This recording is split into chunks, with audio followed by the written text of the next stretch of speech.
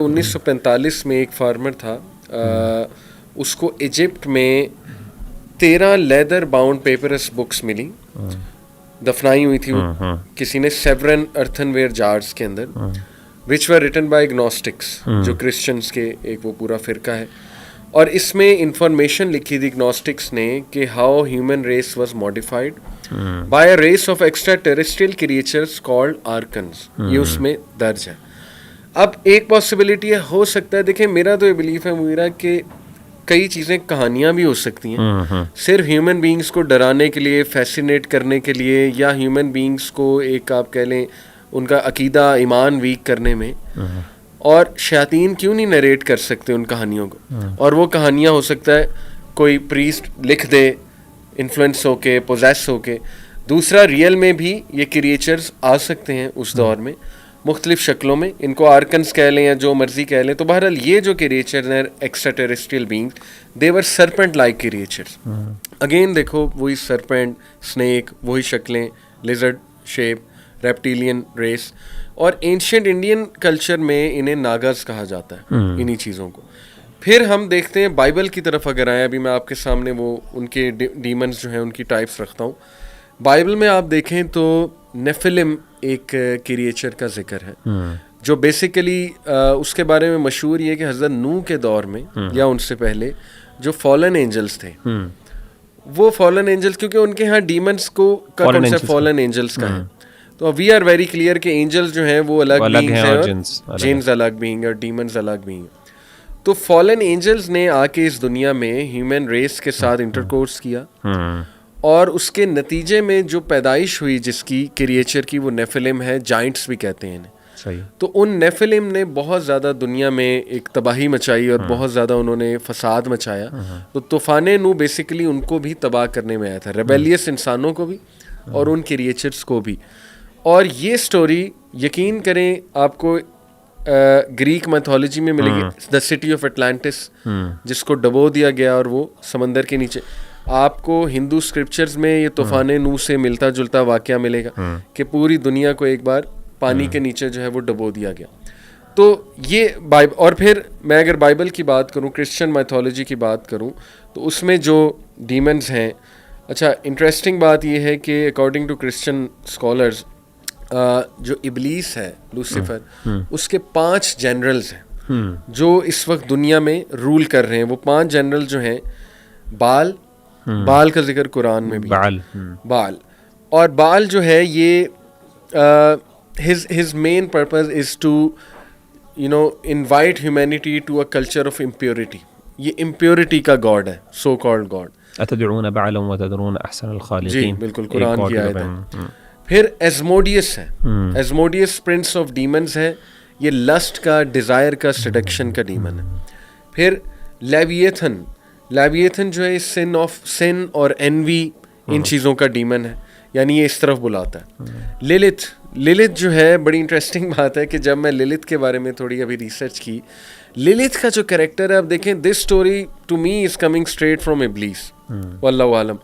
للت جو ہے, she was the partner of آدم علیہ السلام according to Christian mythology. Adam اور ایو سے پہلے للت جو ہے یہ وائف تھیں آدم علیہ السلام کی, اور she turned rebellious, she couldn't accept the authority of Adam علیہ السلام, and she turned basically a radical feminist. مطلب جب میں اس کے بارے میں پڑھ رہا تھا تو لٹرلی مجھے یہ لگا کہ یار یہ تو وہی ساری سٹوری ہے. اور انہوں نے پیٹریارکی جو تھی اس کو ڈینائی کیا یہ للت نے, اور اس کے بعد she turned into a demon like creature in revenge. اور Lilith is now one of the generals of Lucifer. مطلب میں کرسچن میتھولوجی کی آپ کو بات ابھی بتا رہا ہوں. And she preys on men and newborn babies. اور لاسٹلی جو 5th جنرل کہتے ہیں وہ جی کہ جو اس وقت ابلیس کا بڑا ٹاپ جنرل ہے, Baphomet, which is the so called god of witchcraft and sorcery. تو یہ 5 ڈیمنز ان کی میتھولوجی میں بڑے اسٹرانگ ڈیمنز جو ہے وہ شو کیے جاتے ہیں. تو کرکس یہ ہے, دیکھیں یہ ساری چیزیں آپ کے ساتھ شیئر کرنے کا مقصد آڈینس کے ساتھ کہ سبحان اللہ, اسلام سے پہلے پتہ نہیں کس طرح جنات اور شیاطین ان ون شیپ اور ادر لوگوں کو کرپٹ کرتے رہے ہیں, ریلیجنس میں, فالس ریلیجنس میں کتنا ان کا انفلوئنس ہے, اسکرپچرس کو ڈسٹارٹ کرنے میں ان کا کتنا انفلوئنس ہے, پتہ نہیں لوگوں کو سٹوریز نریٹ کرتے ہوں گے, لوگ بلیو کر لیتے ہوں گے. اور حضرت سلیمان کے دور تک تو دیکھیں نا, اٹس ویری کلیئر کہ جنات کا دیکھا جانا یا ان سے انٹریکشن بڑی کامن تھی. یہ تو اس کے بعد ہمیں تھوڑا سا لگتا ہے کہ ریسٹرکشنز لگائی گئیں. آپ دیکھ لیں حضرت موسیٰ کے دور میں ایون جو سامری تھا, اس کے بارے میں بھی آتا ہے نا کہ وہ بھی کچھ اسی طرح کا کریکٹر تھا, کوئی جادوگر ٹائپ جو ہے وہ کریکٹر تھا. اور یہ نظر آ رہا ہے تھرو آؤٹ ہسٹری کلیئرلی کہ شرک سے انہیں پاور ملتی ہے. سب سے زیادہ جو انہیں پاور ملتی ہے وہ شرک سے ملتی ہے. اور آپ نے سبحان اللہ اتنی انٹرسٹنگ بات بتائی کہ ابلیس کے ارد گرد سانپ ہوتے ہیں, مطلب صحیح حدیث سے آپ نے کہا یہ ثابت ہے.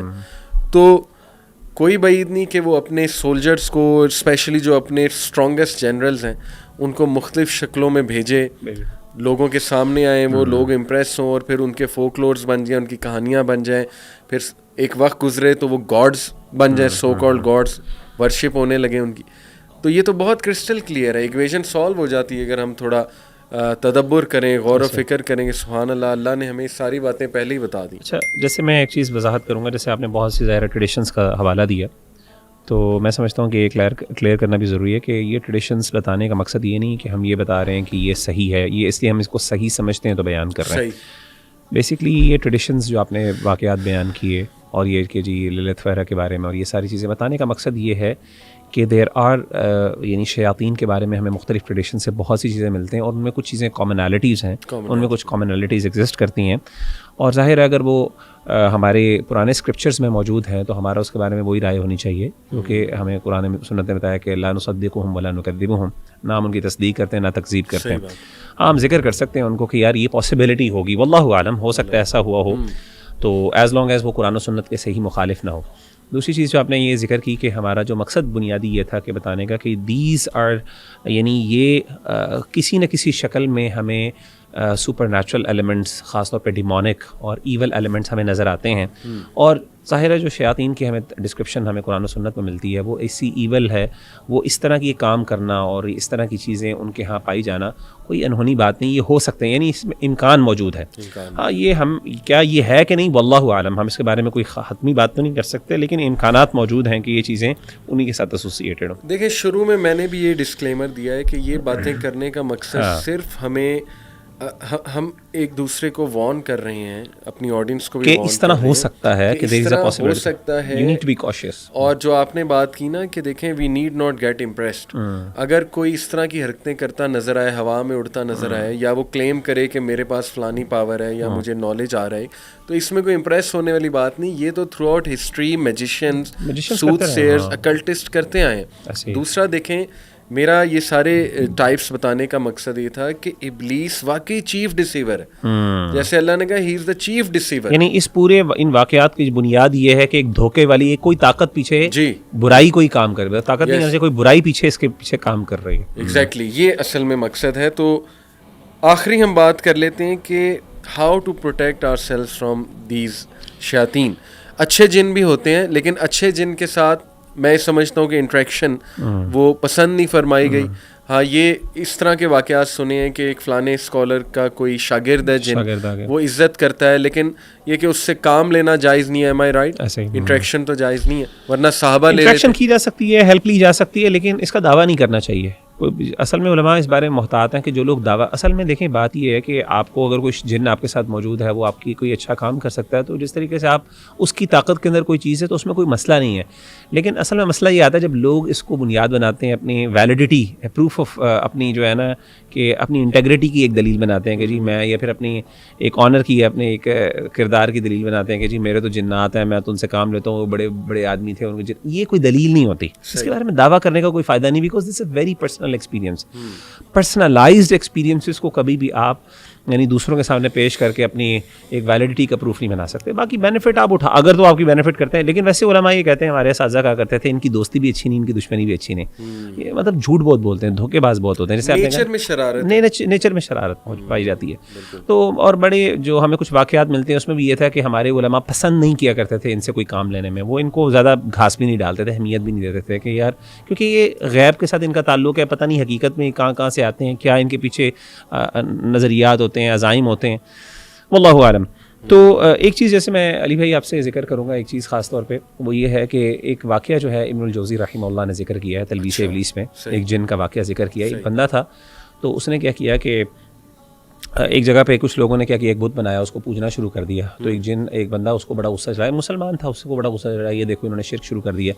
تو ایک دفعہ بڑا عزم کر کے نکلا غصے سے کہ میں آج اس بت کو توڑ دوں گا اور اس کو توڑوں گا تاکہ لوگ جو ہے نا اللہ کے یعنی شرک سے یا اللہ کے ساتھ شرک کرنے سے محفوظ ہو سکیں. تو وہ نکلتا ہے تو رستے کے اندر اس کو ایک ابلیس ملتا ہے، ایک بندے کی صورت میں، بوڑھے آدمی کی شکل میں. وہ کہتے ہیں کدھر جا رہے ہو؟ وہ کہتا ہے جی میں فلاں فلاں بت کو توڑنے جا رہا ہوں، دیکھو اس میں گمراہ. اس نے کہا کہ تمہیں کیا فائدہ، تم تھوڑی کر رہے ہو، وہ کر رہے ہیں، ان کو کرنا ہے تو تمہارا کیا تعلق ہے؟ تو اس نے کہا نہیں میں پھر بھی توڑوں گا. تو اس نے کہا اچھا ایسا کرو، اس کو کنونس کرنا شروع کر دیا. وہ نہ مانا تو آخر کار اس نے کہا کہ اگر میں تمہیں کچھ فائدہ دوں اس کے بدلے تو تم پھر چھوڑ دو گے؟ اس نے کہا کیا فائدہ؟ اس نے کہا کہ تم گھر جاؤ، تمہیں گھر کو اگلے دن جو رات کو صبح اٹھو گے تمہارے تکیے کے نیچے سے تمہیں 2 دینار یعنی 2 گولڈ کوئنس ملیں گے، روزانہ ملا کریں گے، تم چلے جاؤ. تو اس نے کہا ٹھیک ہے میں دیکھتا ہوں جا کے. وہ چلا گیا اور جا کے سو گیا.